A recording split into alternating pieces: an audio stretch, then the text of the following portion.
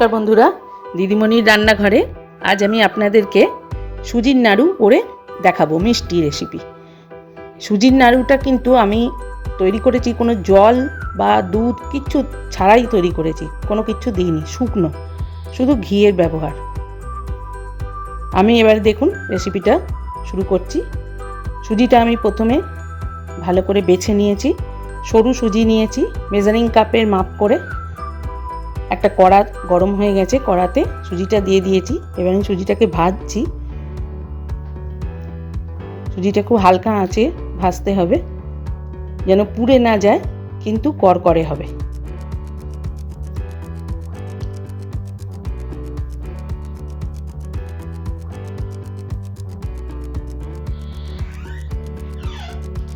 Minute 10 ধরে আমি সুজিটা ভেজেছি।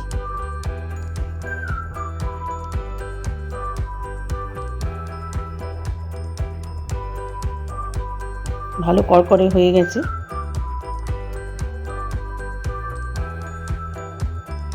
এবার আমি ময়দা দিয়ে দিচ্ছি ওই সুজির মধ্যে।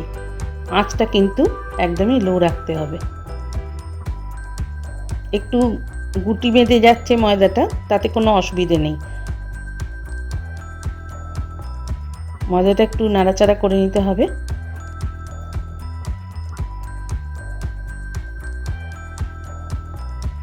এবার আমি ঘি দিলাম। ঘি দিলে একটা সুন্দর ফ্লেভার হয়, তাই আমি ঘিয়ের ব্যবহার করেছি। তেল একদমই চলবে না। পুরোটা ঘি দিয়ে করা যায়, কিন্তু বাঁধনটা আসবে না ভালো, তাই আমি বনস্পতি, ডালডা বনস্পতি ইউজ করেছি। দেখুন আমি দিচ্ছি, ঘি দিলাম, তারপরে ওটা দিচ্ছি। এবার এটা দিয়ে আমি ভালো করে ভেজে নেব।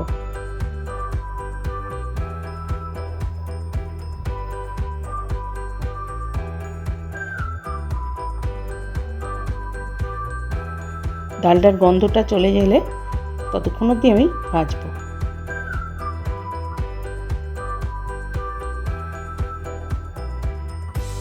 একটু কালারটা অন্যরকম এসে গেল।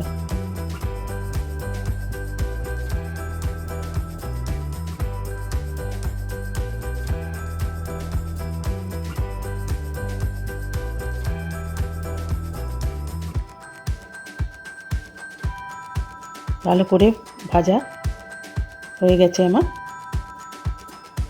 এবার আমি এটা ঠান্ডা হতে দিয়েছিলাম। ঠান্ডা হয়ে গেছে। একটু মানে শক্ত হয়ে যায়, যেহেতু ঘি পড়েছে, ডালডা পড়েছে, তাই একটু ভালো করে নেড়ে চেড়ে নিচ্ছি। একদমই ঠান্ডা হয়ে গেছে। আর আমি এখানে গুঁড়ো চিনি ইউজ করেছি। আমি 1 কাপ গুঁড়ো চিনি দিয়েছি মেজারিং কাপের, দিয়ে ভালো করে মিশিয়ে নিচ্ছি এটার সঙ্গে।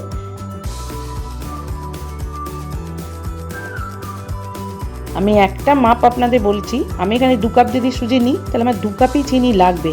কিন্তু চিনিতে অনেক সময় এক একটা চিনি খুব মিষ্টি হয়, সেই ক্ষেত্রে আপনারা একটু চেক করে নেবেন মিষ্টিটা। আমার এখানে 1 কাপ চিনি প্রথমে আমি দিয়েছিলাম, মনে হচ্ছিল মিষ্টিটা কম, তাই আমি আর 1 কাপ দিলাম। আপনারা 2 কাপ মাপের করলে যদি দেখেন যে চিনিটা 1 কাপ দেওয়ার পর অল্প একটু দিতে হবে, তাহলে সেই বুঝে করবেন, আন্দাজ মতো দেবেন। ভালো করে মিশিয়ে নিচ্ছি আমি।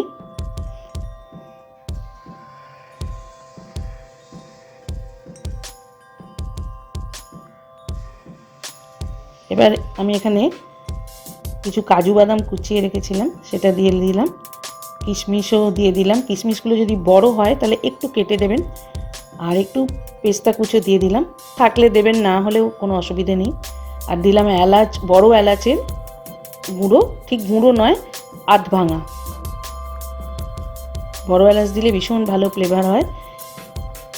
আর একটু কর্পূর আমি দিয়ে দিচ্ছি। কর্পূরটা আপনারা অনেকে খেতে চান না, বা অনেক কারণে খাওয়া মানে বারণ থাকে, সেই হিসেবে তাহলে আপনারা দেবেন না, তাতে কোনো অসুবিধে নেই কর্পূর না দিলে, কিন্তু বড় এলাচটা দেবেন।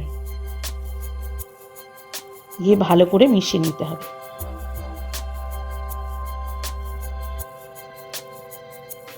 এই পুরো কাজটা কিন্তু সুজিটা ঠান্ডা হয়ে গেলে করবেন।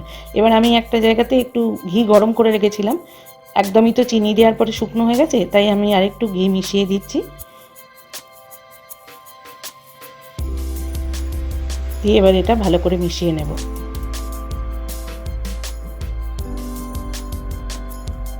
এই ঘিটা আপনারা বুঝে দেবেন, অল্প অল্প করে দেবেন, একটু নেড়ে টেড়ে তারপরে আবার দেখবেন শুকনো রয়েছে কিনা।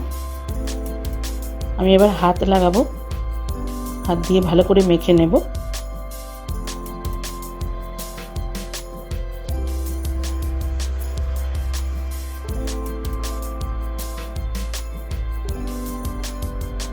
কোনো রকম জলের ব্যবহার কিন্তু আমি করিনি।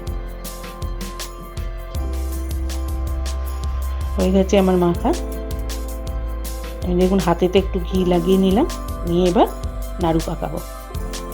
এই যেভাবে আমি টিপে টিপে আঙুলের সাহায্যে এরমভাবে নাড়ুটা তৈরি করছি, ঠিক এইভাবেই করতে হবে। কিন্তু আপনারা এরকম নারকেল নাড়ুর মতো এক হাতে করলে অসুবিধা হবে। নাড়ুটা কী হবে, রাখার পরেই খুশ করে খুলে যাবে। আর এই যদি টিপনি দিয়ে দিয়ে করেন না, নাড়ুটা ভীষণ টাইট হবে, একদম খুলবে না। আর একটু পরে যখন ওটা ঘিগুলো জমে যাবে, তখন নাড়ুটা পুরো শক্ত হয়ে যাবে, অথচ খাবার সময় ভীষণ টাইট হয়ে থাকবে।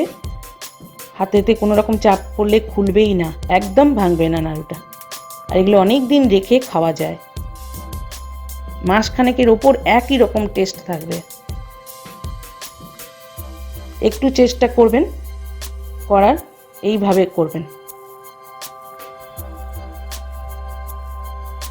দেখুন কি সুন্দর গোল হয়েছে। সাইজটা আপনারা ছোট বড় দেখে নেবেন, তবে আমি একটা মিডিয়াম সাইজ করেছি, এর থেকে বড়ও করা যায়, কিন্তু ছোট করলে ভালো লাগে না। রেসিপিটা যদি আপনাদের ভালো লাগে, আমার লাইক শেয়ার করবেন চ্যানেলে নতুন বন্ধুরা আমার চ্যানেলকে সাবস্ক্রাইব অবশ্যই করবেন, বেল আইকনটা প্রেস করে। আর আমাকে কমেন্ট করে জানাবেন যে রেসিপিটা কেমন হলো। আপনারা বাড়িতে ট্রাই অবশ্যই করবেন, লোকজন এলে খাওয়াবেন। এখন তো পরপর উৎসব অনেক আছে, পুজো আছে, এখন অনেক বাকি আছে। চেষ্টা করবেন বাড়িতে করার, ভীষণ ভালো লাগে খেতে এটা।